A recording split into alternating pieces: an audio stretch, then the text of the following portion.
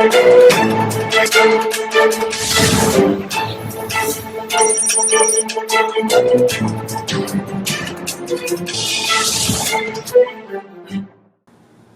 9 days ago, the world watched Floyd utter his very last words, "I can't breathe," as he pled for his life. The world heard Floyd call out for his mama and cried out, "Don't kill me."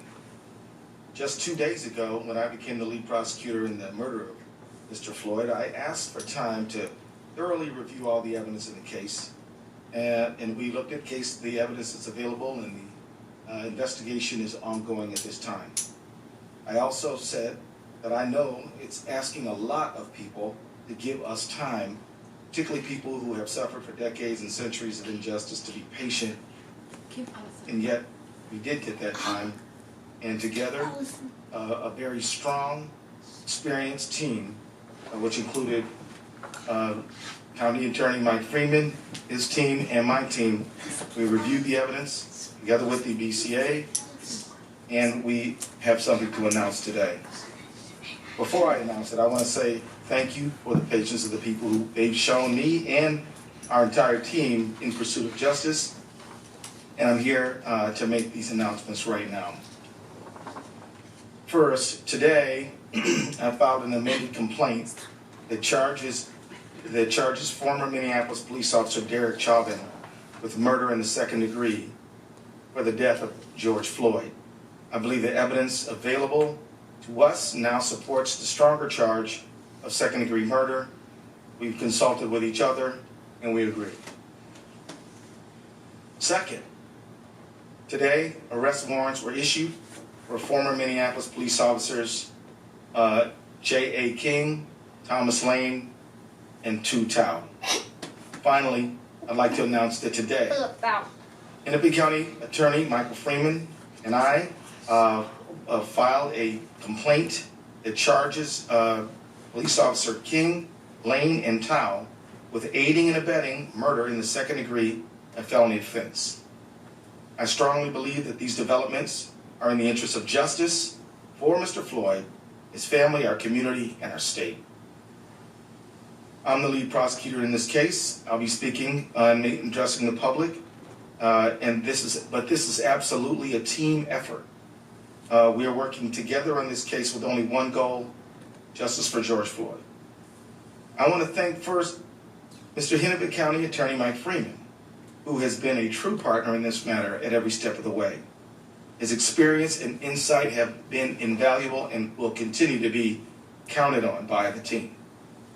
I also want to thank County Attorney Freeman's professional staff who have cooperated and worked together with my staff and the investigating officers from the very minute this case started. I also want to thank Superintendent Drew Evans of the Bureau of Criminal Apprehension and his professional staff for the care and speed with which they are conducting this investigation. And I want to thank especially U.S. Attorney Erica McDonald and Special Agent in Charge Rainer Droskagen, who are conducting a parallel federal color of law investigation. I have heard directly from the leadership of the Department of Justice that there is full support for her leadership in pursuit of her investigation. And as she put it so well, one team, one goal, one mission. I agree 100%. As I said earlier, I thank Mr. Floyd's family.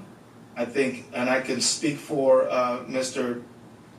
Freeman and I jointly thank them, along with U.S. Attorney McDonald.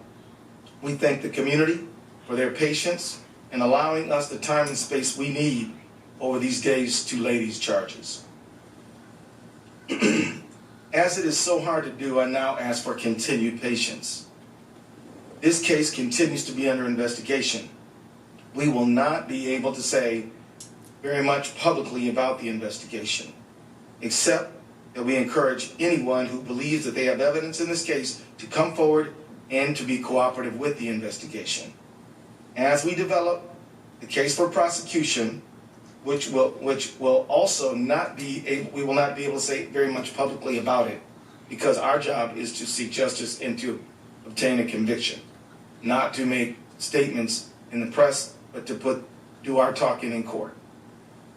So I ask for your patience again while we limit our public comments in pursuit of justice. I also ask for your trust that we are pursuing justice by every legal and ethical means available to us. I also want to add a word of caution. The investigation is ongoing. We are following the path of all of the evidence. Wherever it leads, we are investigating as quickly as we can because speed is important. We're also investigating as thoroughly as we can because being complete and thorough is critically important, but it takes time. The reason thoroughness is important is because every single link in the prosecutorial chain must be strong. It needs to be strong because trying this case will not be an easy thing. Winning a conviction will be hard. In fact, County Attorney Freeman is the only prosecutor in the state of Minnesota who has successfully convicted a police officer for murder. And he can tell you that it's hard. I say this not because we doubt our resources or our ability. In fact, we're confident in what we're doing. But history does show that there are clear challenges here, and we are going to be working very hard and relying on each other and our investigative partners and the community to support that endeavor. To the Floyd family, to our beloved community, and to everyone that is watching, I say, George Floyd mattered. He was loved. His family was important. His life had value. And we will seek justice for him and for you, and we will find it. The very fact that we have filed these charges means that we believe in them. But what I do not believe is that one successful prosecution can rectify the hurt and loss that so many people feel. The solution to that pain will be slow and difficult work of constructing justice and fairness in our society. That work is the work of all of us. We don't need to wait for the resolution and investigation of this case to start that work. We need citizens, neighbors, leaders in government and in faith communities, civil and human rights activists to begin rewriting the rules for a just society now. We need new policy and legislation and ways of thinking at the municipal, state, and federal levels. The world of arts and entertainment can use their cultural influence to inspire change that we need. There is a role for all who dream of a justice that we haven't yet experienced. In the final analysis, a protest can shake a tree and can make the fruit fall down. But after that fruit is in reach, collecting it and making the jam must follow. The demonstrations and the protests are dramatic and necessary, but building just institutions is more of a slow grind, but equally important. And we have to begin that work as well. We need your energy and we need everyone's help right now. Thank you very much. We'll take a few questions. Yes, ma'am.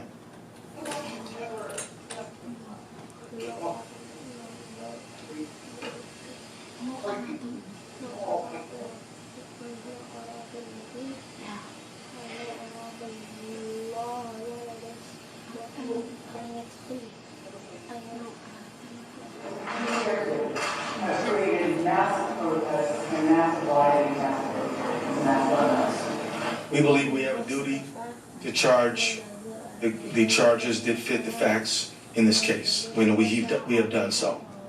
And so our concern is to put all the energy we can into putting forth the strongest case that we can without fear or favor of anyone or anything. These charges are based on the facts that we have found, and we're going to pursue them. The county attorney obviously have a case from him. Was he going to plead this case like a murder-free case? Is that why the state took over? That is what sources have said. The Hennepin County attorney did an excellent job by gathering facts and has worked cooperatively with us at every single step of the way. We consulted with each other on these charges. We believe that these are the right charges. Mike Freeman and I we've signed a complaint for these additional charges, and so that's what we're doing. So. The whole nation, indeed the whole world, has been awaiting some type of announcement from your office. Can you describe the process involved in your deliberation and what impact you think today's decision might have, not just in Minneapolis, but for those across the country watching you right now? Unfortunately, I can't delve into our deliberative process, but what I will tell you generally is we gathered all the facts that we could. We reviewed the criminal statutes. We looked at case law. We consulted with each other, and we arrived at these charges. We believe that they're justified by the facts and the law.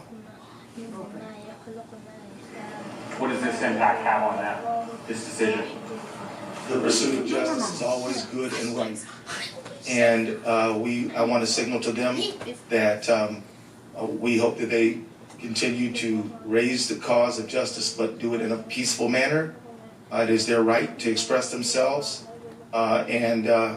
With that, I will say that they should continue in their own communities to get together to build just police community relationships. We need the faith community to be involved. We need arts and entertainment to help inspire us toward justice. We need everybody. There's a lot more to do than just this case, and we ask people to do that.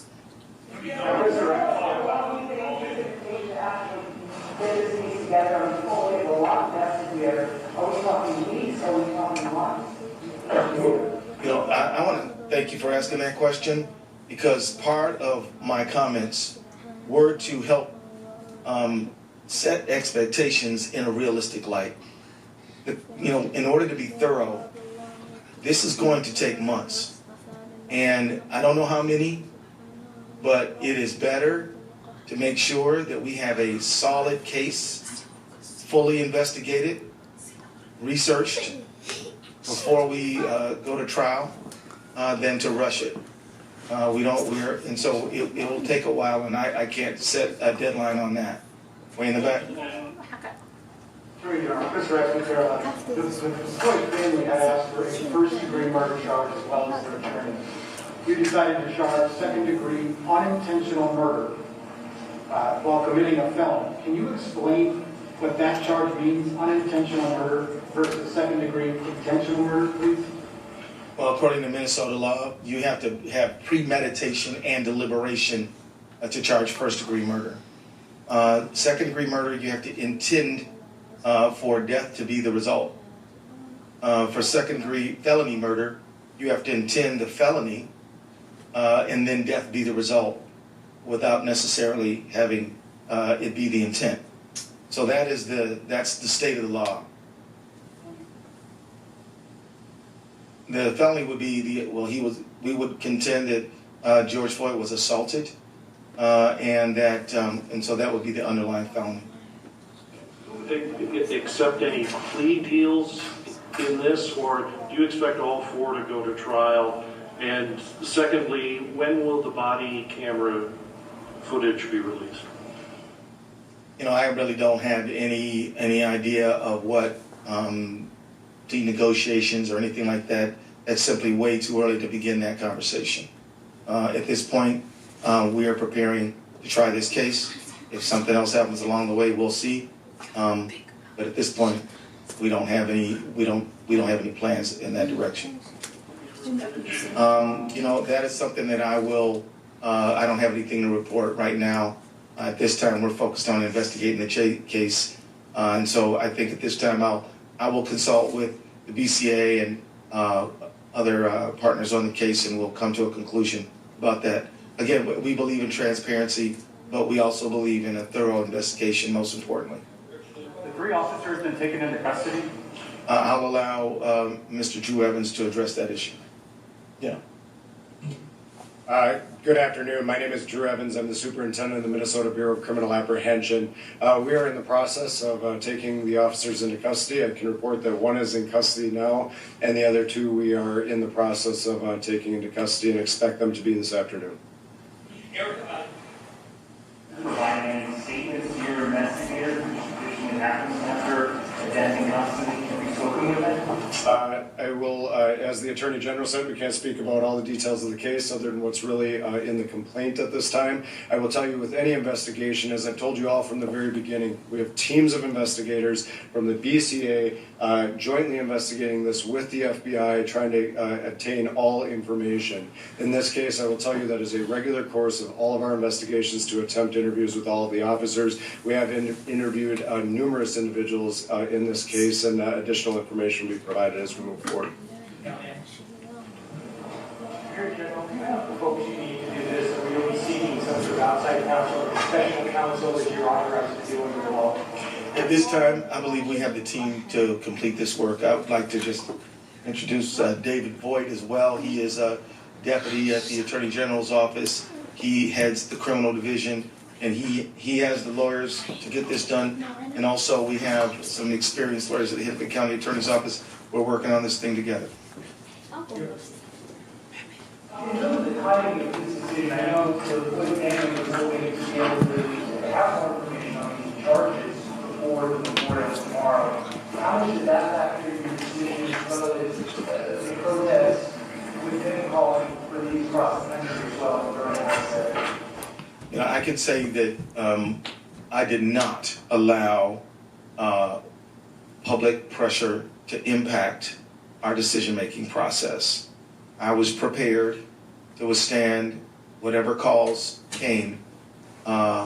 We made these decisions based on the facts that we have gathered since this matter occurred, and made the charges based on the law that we think applies.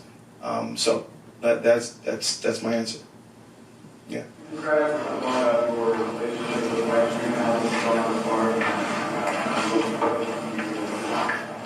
It's going fine. It's going great.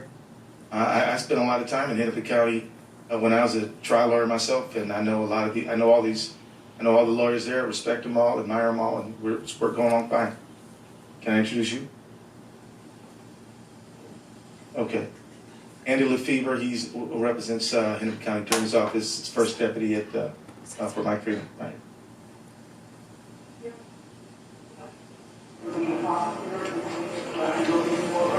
No, that I'm going to let the people who prosecute cases every single day to prosecute this case. Now, it is true that I've tried a lot of cases, and I've tried homicide cases, but on the other side of the courtroom.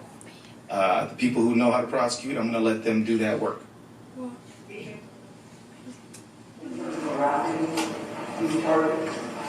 You know, I think it helps me anticipate what some of the attacks on our case might be.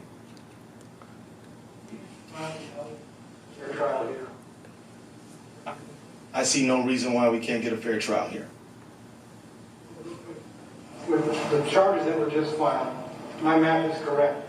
Do the 3 officers now face the potential same maximum sentence as Officer Chauvin? Yes. Well, yes, sir.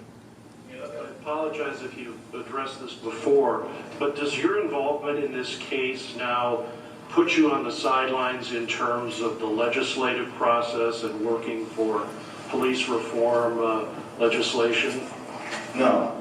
I'll continue to do all the duties that I have, which involve legislative, which involve a lot. We've been very active in the civil space. We've been active in representing state agencies and government. I'll continue to supervise that as I always do. But I feel very confident in it because I have excellent professionals who are going to be focused on this like a laser beam every single day. Attorney General, could you take us into that room when the decision was made, where you personally, for this case, filing charges, the moment you had personally? I feel a tremendous sense of weight. I feel this is a very serious moment. I can honestly tell you I take no joy in this, but I do feel a tremendous sense of duty and responsibility. Are they going to be archived in max security, or are they going to be put on? I don't know the answer to that question. Maybe. I would just answer that in terms of that is left up to the various sheriffs that we work with on this. They make, as Commissioner Schnell noted the other day, security decisions in the best place for everybody in light of everything that's going on right now in the Twin Cities. Again, those are decisions based on the analysis of the sheriff, and they work closely with the Department of Corrections to make sure that they have everybody in their custody where they should be based on safety assessments. Thank you all very much.